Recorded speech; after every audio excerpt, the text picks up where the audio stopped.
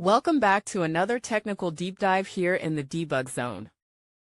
Today we're tackling a big question and breaking it down with insights from other users. Hopefully this clears up some misconceptions and helps you get the answer you need. So buckle up, stay a little curious, and let's jump right in.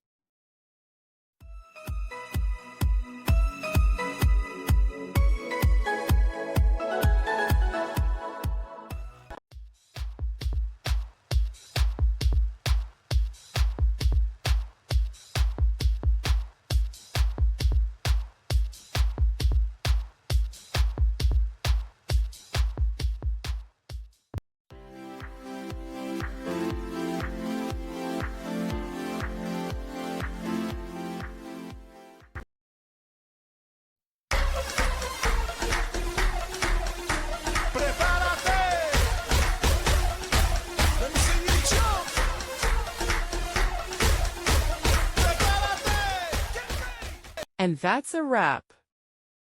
I hope you found the answer you were looking for. If you did, take a second to hit that subscribe button. It really helps out. And let me know in the comments which solution worked best for you. See you next time in the Debug Zone.